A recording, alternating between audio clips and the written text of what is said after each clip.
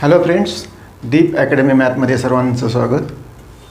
आज आपण problem set part 2 पाहणार आहोत. सेट चॅप्टर आपला सुरू आहे आणि पार्ट 2मध्ये प्रॉब्लेम नंबर 6 टू लास्ट हे आपण व्यवस्थित पाहणार आहोत. त्याच्या अगोदर 5 प्रश्न आपण कंप्लीट केलेले आहेत. तर 6वा जो प्रश्न आहे त्याच्या अगोदर subscribe my channel to get new videos. Let start question number 6. Question number 6 it is on your screen. हा क्वेश्चन माझ्यासाठी वाचतोय बघा. What is in this question? In a class 8 student out of 28 have a dog as their pet animal at home. 6 student have a cat as their pet animal. 10 student have dog and cat both. Then how many student do not have dog or cat as their pet animal at home. Question जर आपण व्यवस्थित वाचला किंवा whenever read it वेल, याच्यामधून काही गोष्टी दिलेल्या आहेत. त्याच्यामध्ये नंबर 1, एकूण क्लासमध्ये 28 स्टुडंट आहेत आणि त्या 28 स्टुडंटमधून 6 स्टुडंट यांच्याकडे पेट ॲनिमल म्हणजे पाळीव प्राणी, पेट ॲनिमल डॉग हे 8 दिलेले आहेत.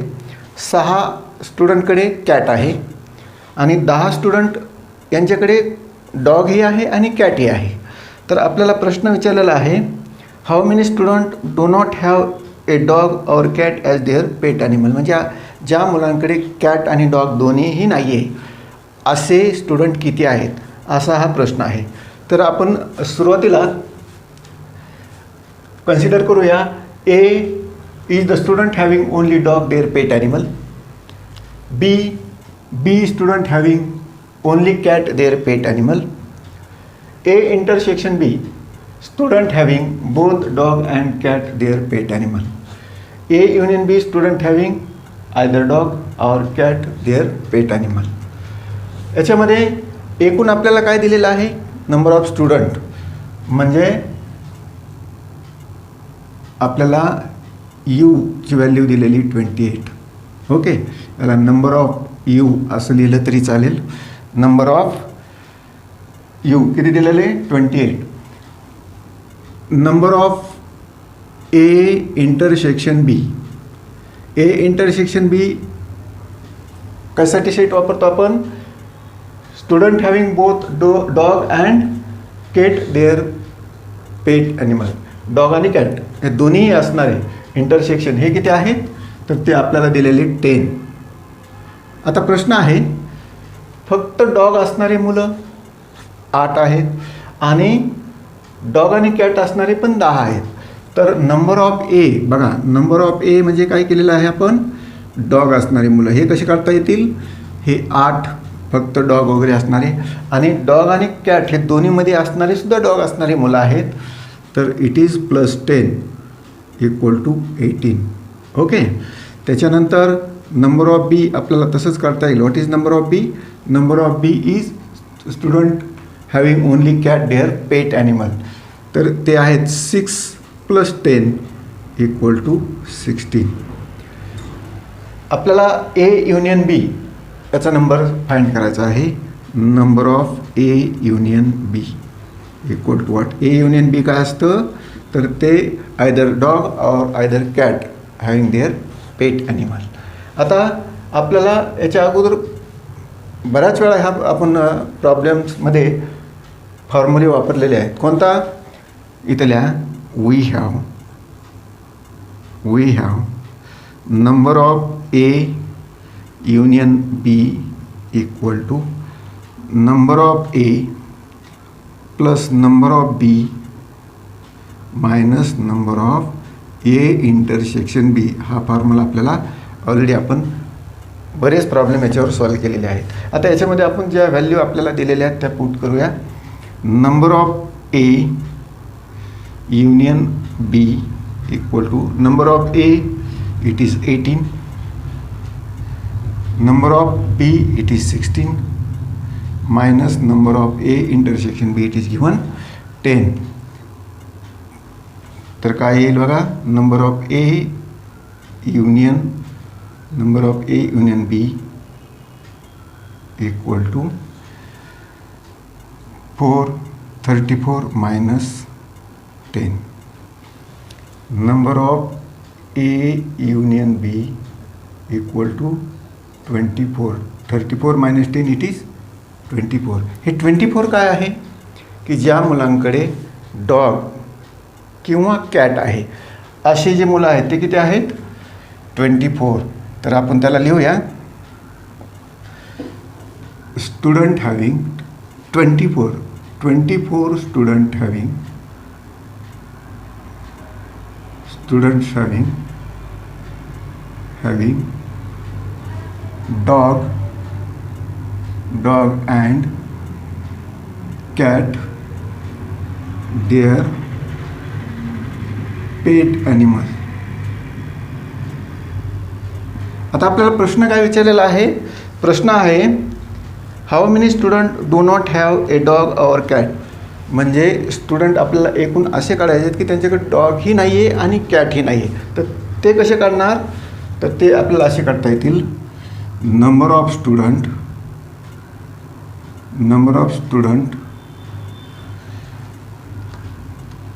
Do not having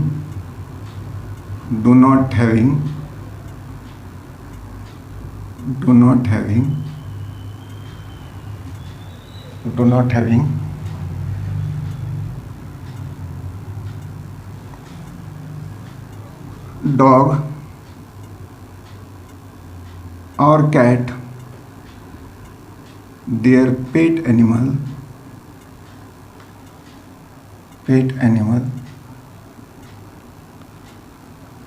equal to. बघा आपल्याकडे एकूण स्टुडंट किती दिलेले आहेत 28. Number of U minus number of A union B याच्यावरून आपल्याला काढता येईल. नंबर ऑफ स्टुडंट आपल्याकडे 28 आहेत आणि ज्याच्याकडे कॅट किंवा डॉग अशी मुलं आहेत बरोबर. ते जर मायनस केले तर आपल्याला कोणते मुलं राहतील. तर आपल्याला राहतील मुलं ज्यांच्याकडे डॉगही नाही आहे आणि कॅटही नाही आहे.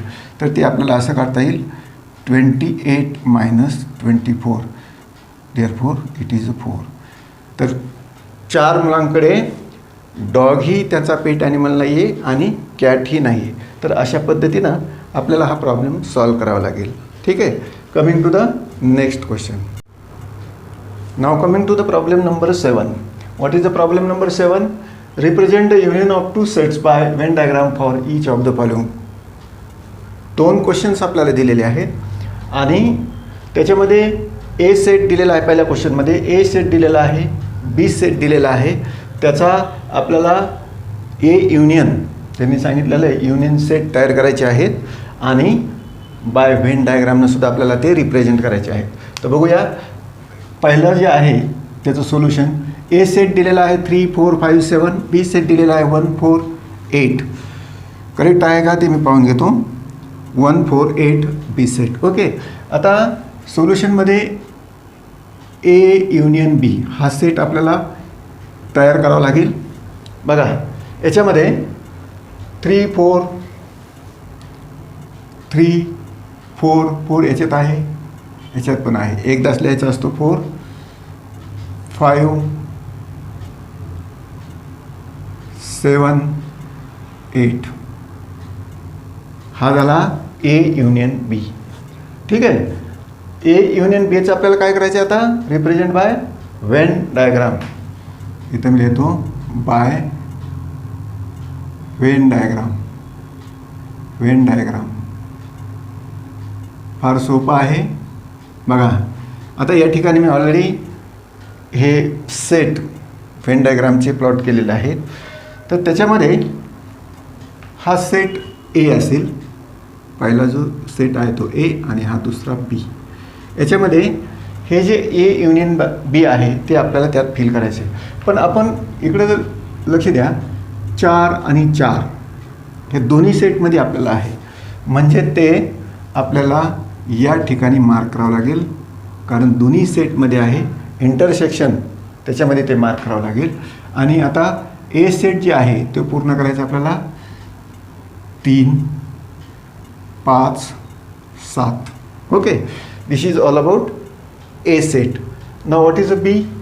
बी सेट 1 4 8. 4 ऑलरेडी आपण इंटरसेक्शनमध्ये टाकलेला आहे, बीमध्येच आहे तो 1 8.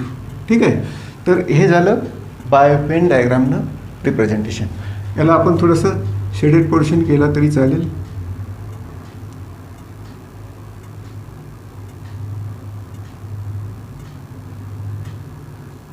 आणि याला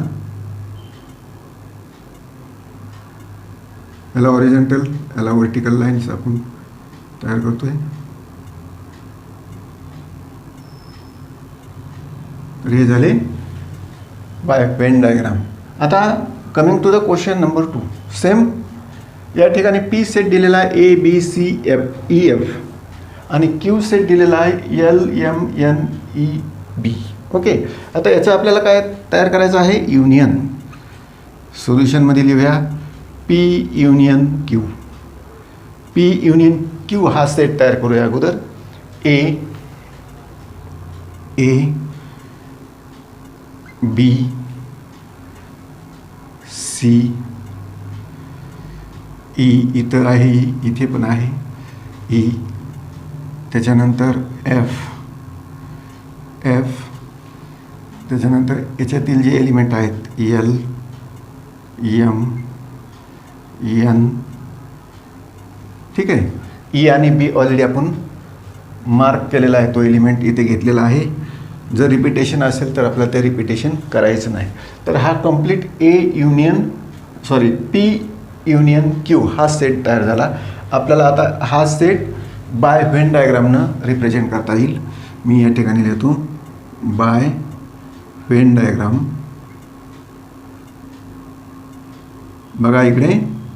आता याच्यामध्ये या दोन्ही सेटमध्ये बघा कुठले एलिमेंट दोन्ही सेटमध्ये आहेत ते इंटरसेक्शनमध्ये जातील.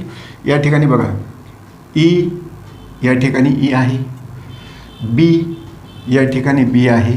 तर E आणि B हे दोन्ही सेटमध्ये आहेत आणि हा पहिला सेट आहे A, हा दुसरा सेट आहे B. ओके. आता A मधील E आणि B राहिलेले एलिमेंट सोडून आहे ACF. तर या ठिकाणी त्याला आपण मार्क करूया ACF. ओके. आता A जो सेट आहे तो बरोबर येतो का बघा, A B C E आणि F. म्हणजे A सेट आपण पूर्ण केलेला आहे. आता B सेट आपण कंप्लीट करूया. B सेटमध्ये E आणि B हे ऑलरेडी आपण कॉमन याच्यामध्ये त्याची एंट्री केलेली आहे. तर LMN हे आपल्याला थोडं बाजूला लिहायला लागेल.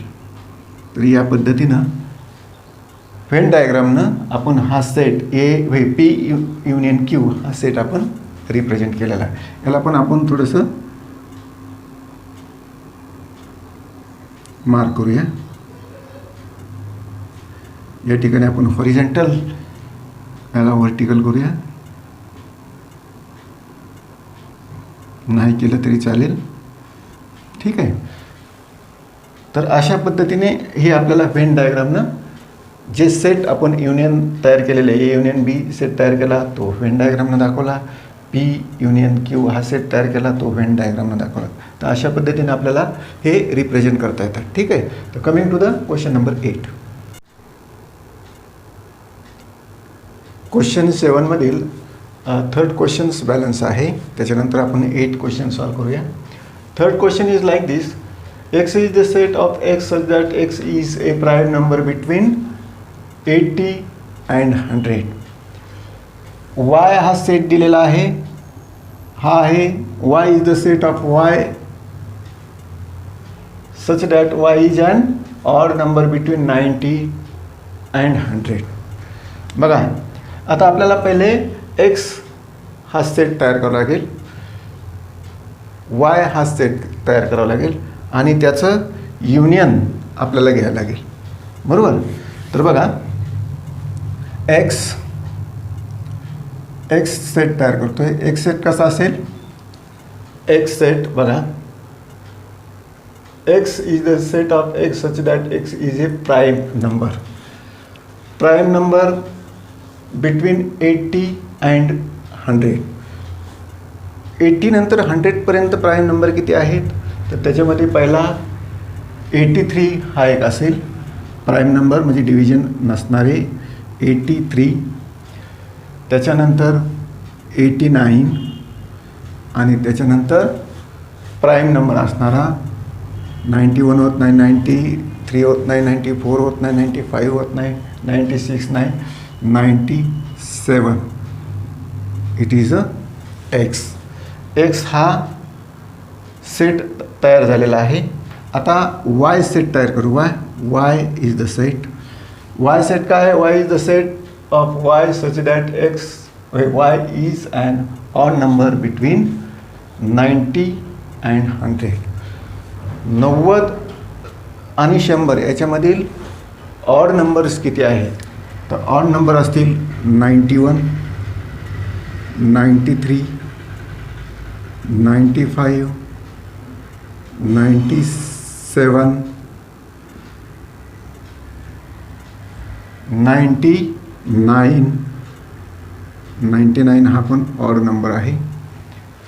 तर दिस इज अ सेट वाय. आता याचं आपल्याला काय करायचं आहे? याचं आपल्याला युनियन घेऊया याचं. बघा, युनियनमध्ये काय होईल? X union Y equal to 83, 89,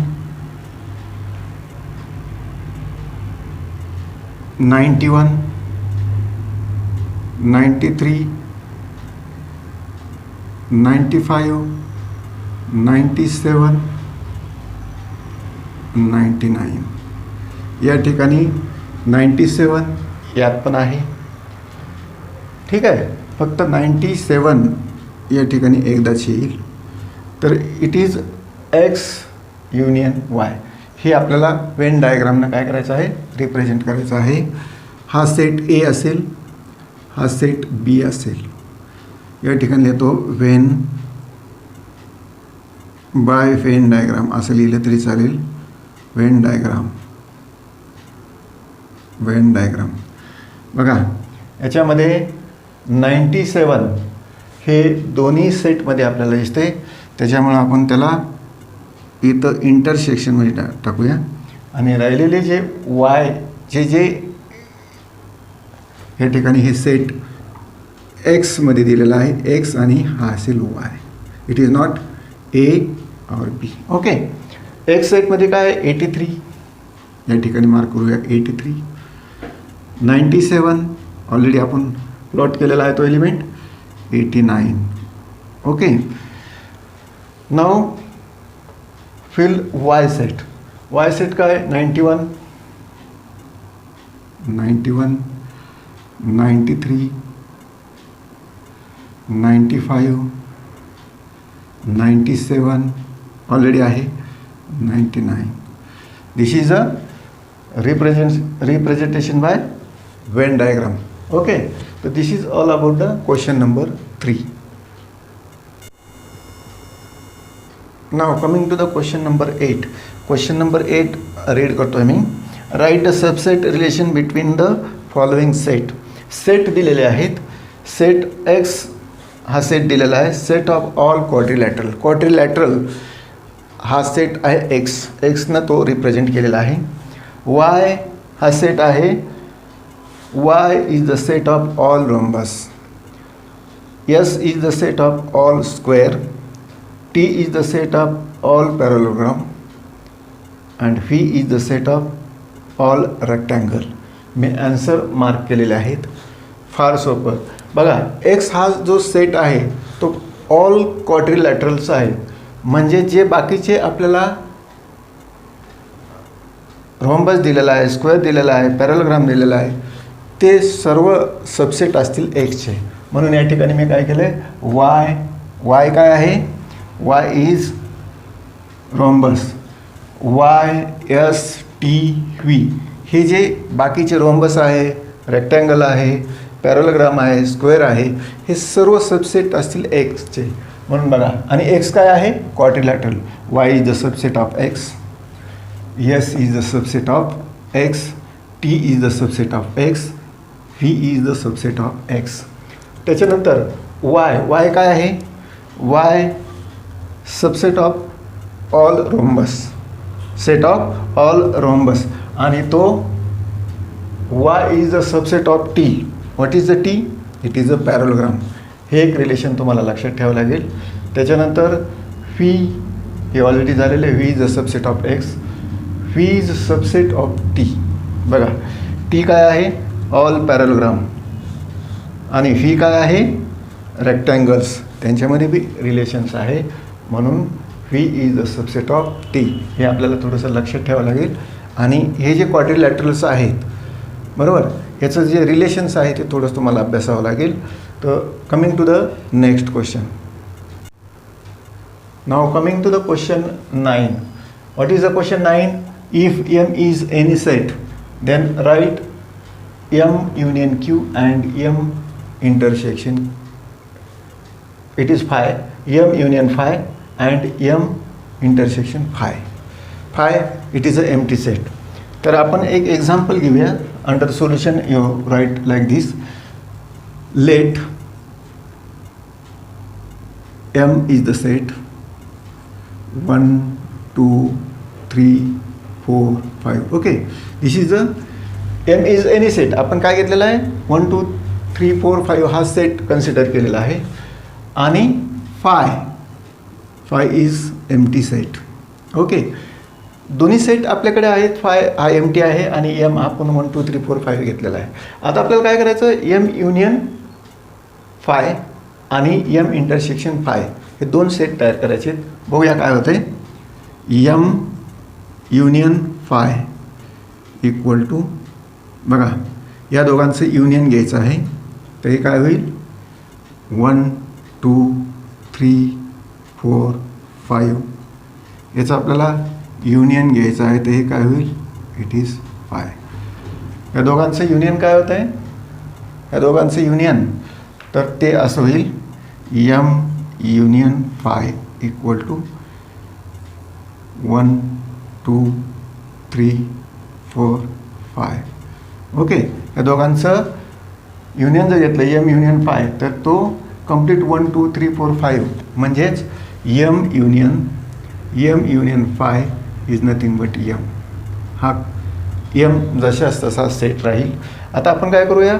M intersection phi हे घेऊया. बघूया काय होतं आहे. M intersection phi equal to M, what is M? 1 2 3 4 5 याचं इंटरसेक्शन आपण घेतो आहे फाय सी इंटरसेक्शन फाय. काय होईल बघा, इंटरसेक्शन घेतो म्हणजे काय करतो आपण? त्याच्यामध्ये जे दोन्हीमध्ये जे कॉमन आहेत ते एलिमेंट आपण कलेक्ट करतो. पण याच्यामध्ये आता हा एम्प्टी आहे आणि याच्यात 1 2 3 4 5 पर्यंत आहे. याच्यामध्ये कॉमन काहीच नाही. याचा अर्थ हे काय होईल? एम युनियन फाय हा परत एम्प्टी राहील, कारण या दोन्हीमध्ये कॉमन काहीच नाही आहे. म्हणून आपल्याला याला असं लिहिता येईल, हा empty set M intersection phi हे परत आपल्याला फाय लिहिता येईल. आणि this is the answer. Okay, now coming to the question number 10.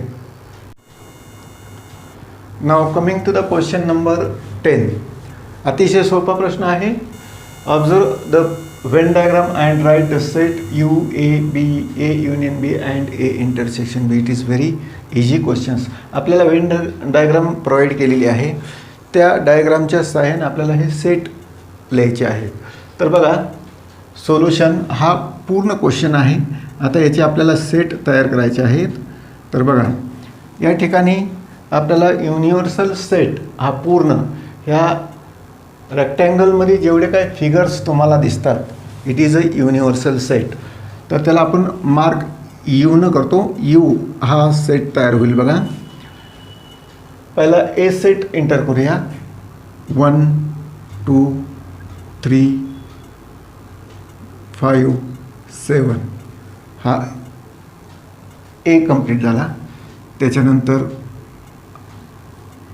8 9 10 हा बी कंप्लीट झाला. त्याच्यानंतर 4, 11, 13. Okay, this is the universal set. या ठिकाणी 4 इथंही आपल्याला लिहिता आलं असतं, परंतु ऑर्डर एवढी काही महत्त्वाची नाही. फक्त पूर्ण जे एलिमेंट्स आहेत, कशाचे, युनिव्हर्सल सेटमधले जे पूर्ण एलिमेंट आहेत ते या ठिकाणी आले पाहिजेत.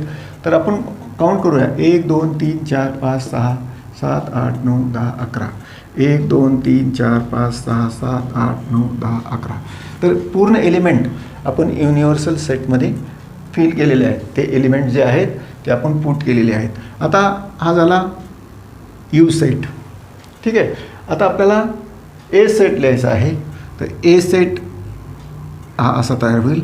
ए सेट पूर्ण एमध्ये असणारे जे एलिमेंट्स आहेत ते या ठिकाणी लिहायला लागतील. 1, 2, 3, 5 आणि 7. हा झाला कंप्लीट ए. ए ह्या सेटमध्ये जे असणारे एलिमेंट्स आहेत ते आपल्याला असे मार्क करावे लागतात. त्याच्यानंतर सेट बी. सेट बी आपल्याला असा सेट तयार करता येईल. बघा, 1, 5, 8, 9, 10. This is complete B set. आपण यू सेट कंप्लीट केला, बी सेट कंप्लीट केलेला आहे. आता ए युनियन बी. ए युनियन बीमध्ये आपण काय करतो, ए युनियन बी दोन्हीमध्ये असणारे एकूण एलिमेंट्स ते आपण ए युनियन बीमध्ये फिल करतो. रिपिटेशन्स मात्र आपण होऊ देत नाही. तर बघा, याच्यामध्ये जी एलिमेंट्स आहेत तर ते असे असतील. 1, 2, 3, 4 येणार नाही, 4 हा बाहेर आहे. 5, 7, 8, 9 आणि 10. This is the union A union B set.